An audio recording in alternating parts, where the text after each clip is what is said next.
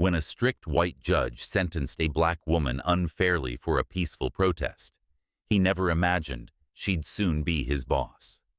Her rise to power exposed his biases and forced them both into a collision that would change everything. What happened next will shock you. But let's start from the beginning.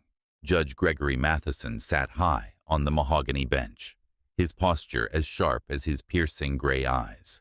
At 58, his reputation preceded him, an embodiment of authority, unwavering in his interpretations of the law. Silver streaks ran through his neatly combed hair, adding to the commanding aura that filled the packed courtroom. His robe, meticulously pressed, seemed to weigh heavier today as whispers of discontent filtered through the crowd. Though celebrated for his methodical rulings, a shadow loomed over his career. Rumors of racial bias that refused to fade. Standing before him was Monica Hayes, a 34-year-old black woman whose caramel-toned complexion contrasted with the pale gray suit she wore, a suit that had seen one too many courtrooms. Her large, expressive brown eyes reflected exhaustion, but her stance, spine straight, chin high, radiated defiance. A dedicated social worker with a master's degree, Monica had spent years fighting for marginalized communities. Her crime? Leading a peaceful protest against exploitative labor practices outside a neighborhood grocery store. What began as a demonstration for workers' rights spiraled into chaos when police arrived, aggressively dispersing the crowd. Monica was one of the few arrested. The air in the courtroom was heavy as Judge Matheson spoke. "Ms. Hayes," he began, his voice cold and deliberate, "your actions disrupted public order and endangered civilians. While I acknowledge your lack of a prior record, the law is clear. I sentence you to 30 days in county jail and a $5,000 fine." A collective gasp rippled through the room, followed by murmurs of disbelief.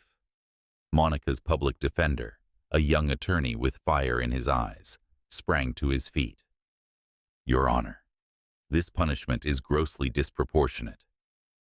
Matheson cut him off with a sharp rap of his gavel. "The sentence stands." As Monica was escorted out, her expression remained calm, but her clenched fists betrayed the storm of disbelief and hurt brewing within. Outside, the courthouse steps became a stage for outrage. Protesters chanted her name, and videos of her arrest flooded social media.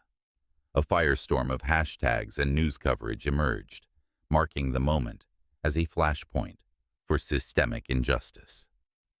Judge Matheson, unaware, had just ignited a battle far greater than he anticipated. The walls of the county jail, cold and unyielding, became an unexpected arena for change under Monica Hayes' influence.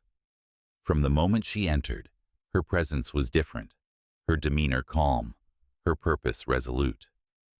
Within days, Monica had gained the attention of her fellow inmates. Where others saw despair, she saw an opportunity to empower. Using her background in social work, she organized workshops in the dimly lit common area, teaching women about their legal rights, navigating plea deals, and how to advocate for themselves in a system designed to silence them. Her tone was firm, yet compassionate, and even the hardest women in the facility couldn't help but admire her resolve. "The first step to change," Monica told them, her voice steady, "is understanding the system that put us here and refusing to let it define us." In the mornings, she sat with inmates, helping them draft letters to public defenders or explaining their charges. In the evenings, she led discussions on mental health and self-worth, reminding the women they were more than their mistakes. Word of Monica's efforts spread beyond the jail walls. Reporters picked up the story, painting her as a symbol of resilience. Photos of her speaking to a group of inmates, her expression filled with quiet determination, went viral. Monica Hayes became a name whispered in activist circles and chanted in protests outside the courthouse. Meanwhile, Judge Gregory Matheson's world grew increasingly suffocating. The once quiet hallways of his chambers echoed with the distant chants of protesters outside. His email inbox overflowed with pleas, critiques, and thinly veiled threats from activists. His assistant, a diligent but weary woman, approached him with furrowed brows. "The mayor's office has called. Twice," she said carefully. "They're concerned." At home, Matheson sought solace in his nightly routine, but the news offered no reprieve. As he flipped through channels, a familiar face stopped him cold. Monica Hayes appeared on the screen, her words precise and powerful as she spoke of systemic injustice. Her calm critique was a blade cutting deep into his conscience. For the first time in years, Judge Matheson felt a discomfort he couldn't ignore, a twinge of doubt about the justice he believed he upheld. A month after her release, Monica Hayes stepped out of the county jail to an eruption of cheers. The crowd, a mix of supporters, activists, and media, held signs emblazoned with her name and slogans like "Justice for All." Cameras flashed as she embraced her mother, tears of triumph streaking her face. Within days, the donations began pouring in, from small contributions by grassroots supporters to substantial checks from civil rights organizations.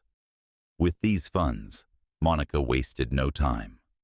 She founded the Community Justice Initiative, CJI, a nonprofit dedicated to combating racial injustice in the legal system.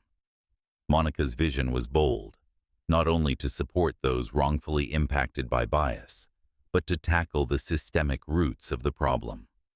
Her eloquence, honed through years of advocacy and sharpened by her recent experience, caught the attention of influential figures. Politicians, academics, and activists rallied to her cause. National news outlets featured her story, propelling her into the public spotlight as a symbol of resilience and change. Meanwhile, Judge Gregory Matheson's career began to unravel. Protests outside his courthouse persisted, but now they were backed by a growing body of evidence. Investigative articles dissected his past rulings, revealing a troubling pattern of disproportionately harsh sentences for Black defendants. The Judicial Review Board launched an inquiry, and whispers of potential misconduct grew louder. His once impenetrable reputation as a stalwart of the law was now riddled with cracks. Months later, an invitation landed on Matheson's desk for a judicial reform conference. Initially, he scoffed at the idea, but his curiosity was piqued when he noticed Monica Hayes listed as the keynote speaker. Reluctantly, he attended, his usual confidence subdued by the weight of recent events. At the podium, Monica exuded calm authority. Her words were not accusatory, but transformative, weaving personal narratives with stark data. She described individuals affected by systemic bias, including her own experience, her tone steady yet powerful. The room was silent, captivated by her presence. At the end of the conference, the announcement stunned the audience. Monica Hayes had been appointed director of CJI's Judicial Oversight Division. The division had secured a federal contract to evaluate local court systems, including Matheson's. Monica's role as a reformer had come full circle, and she now stood poised to hold even the most powerful accountable. Judge Matheson sat in his office, the weight of his past decisions pressing down on him. Monica's appointment meant she was effectively his supervisor in this initiative. Their first meeting was professional, yet tense. Monica, now dressed in a sharp suit, extended a firm handshake.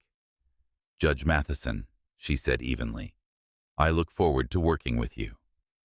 Matheson struggled with the role reversal. Monica remained composed, her words a mix of respect and assertiveness.